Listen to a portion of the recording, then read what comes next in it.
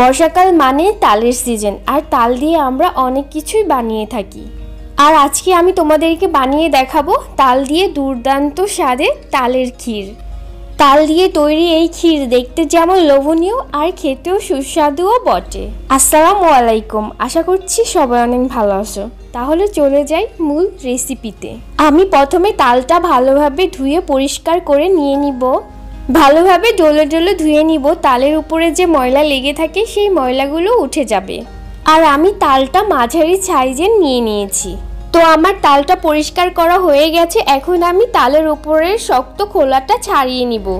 শক্ত খোলাটা ছাড়ানোর পর আমি তালের খোসাটা ছাড়িয়ে নিব। ওপরের খোসাটা হাত দিয়ে একটুখানি টানলেই উঠে আসবে।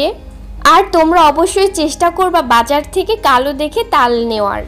আর এই কালো তালগুলো যেমন স্বাদেও অনেক মিষ্টি হয়, খোসা ছাড়াতেও অনেক ইজি হয়।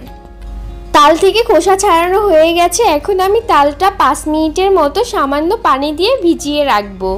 এতে করে তাল থেকে তালের রসটা বের করতে অনেক বেশি সুবিধা হবে।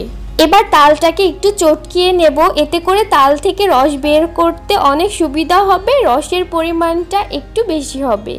এবার আমি তাল থেকে রসটা বের করে নিব। রস বের করার সময় যদি মনে হয় যে একদম শুকনো লাগছে, তাহলে এখানেও একটু একটু করে জল ব্যবহার করতে পারো। এভাবে তালের রস বের করলে আর রসটা পরে ছাকার প্রয়োজন পড়বে না, কারণ এই ঝুড়ির মধ্যে আঁশগুলো আটকে যাবে। এতে করে আর তোমার তালের শাঁসটা ছাকতে হবে না। যদি মনে হয় তালের মধ্যে আঁশ রয়ে গেছে, তাহলে অবশ্যই তালের রসটা ছেঁকে নিতে হবে। তাল থেকে তালের রস বের করা হয়ে গেছে। এখন আমি তোমাদেরকে দেখাবো কতটা সুন্দরভাবে তাল থেকে তালের রস বের করে নিলাম। আমি 4-5টা কেচে নিচ্ছিলাম, উপরে যে তালের রসগুলো লেগে আছে। তোমরা এভাবে তালের রস বের করলে কোনোভাবেই তালের আঁশ তালের রসের মধ্যে যাবে না। এখন আমি তালের রসটা আরেকটা বাটির মধ্যে ঢেলে রেখে দিব। আজকের তালটা অনেক মিষ্টি ছিল আর দেখতেও অনেক সুন্দর ছিল, আর অনেক ঘন হয়েছে, তেমন পরিমাণ পানিও অ্যাড করতে হয়নি। দেখতেই পাচ্ছ কতটা সুন্দর লাগছে তালের রস। চলে যাব চুলায়। তালের ক্ষীরের সাথে অ্যাড করার জন্য চালগুলো সামান্য পরিমাণে লবণ দিয়ে ভেজে নিবে। চালগুলো প্রায় ভাজা হয়ে গেছে। এখন চুলা থেকে নামিয়ে ঠান্ডা করে শিলপাটায় বেটে নেবে। তোমরা চাইলে ব্লেন্ড করেও নিতে পারো। চুলায় একটি হাঁড়ি বসিয়ে এর সাথে অ্যাড করে নিয়েছিল চিনি, আর দিয়ে দিবে তালের রস। সবটুকু তালের রসই এখানে দিয়ে দিবে। এরপর ভালোভাবে নেড়েচেড়ে চিনি আর তালের রসটা মিক্স করে নিবে।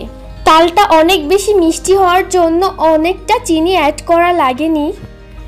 এবার মিডিয়াম টু হাই হিটে 2 মিনিটের মতো তালের রসটা জাল করে নিব। চিনির পরিমাণটা যার যার টেস্ট অনুযায়ী বাড়িয়ে কমিয়ে নিবা। একটু পরপর তালের রসটা মা ভালোভাবে নেড়েচেড়ে নিচ্ছিল। তালের রসটা যদি নিচ দিয়ে লেগে যায়, তাহলে আর এটা খেতে তেমন একটা ভালো লাগবে না। এবার একটি ঢাকনা দিয়ে ঢেকে আরো 5 মিনিটের মতো জাল করে নিব। যখন তালের রসটা এরকম ঘন হয়ে আসবে, সে পর্যায়ে এর সাথে মা অ্যাড করে দেবে নারকেল কুড়ানো। আগে থেকে এখানে 2টো নারকেল কুড়িয়ে রেখেছিল। মা এখানে 2টো নারকেল কোড়ানোই তালের রসের মধ্যে দিয়ে দিবে। নারকেলটা দিয়ে দেওয়ার পর ভালোভাবে নেড়েচেড়ে মিক্স করে আরো 5 মিনিটের মতো জাল করে নিবে। নারকেলটা অপশনাল, তোমরা চাইলে না দিলেও পারো। চলে আসলাম 5 মিনিট পর। অনেকটাই ঘন হয়ে আসছে তালের রসটা। এ পর্যায়ে এর সাথে অ্যাড করে নেব চালের গুঁড়ো। চালের গুঁড়া দিয়ে ভালোভাবে নেড়েচেড়ে মিক্স করে নিব। তালের রসের মধ্যে চালের গুঁড়া দেওয়ার পর অনেক মিষ্টি ফ্লেভার ছড়াচ্ছে। চালের গুঁড়া মিক্স করে নেওয়ার পর মা এখানে দিয়ে দিয়েছিল আগে থেকেই জাল করে নেওয়া লিকুইড দুধ। দুধ অ্যাড করার পর তালের ক্ষীরের কালারটাই পুরাই চেঞ্জ হয়ে গেছে, দেখতে অনেক সুন্দর লাগছে।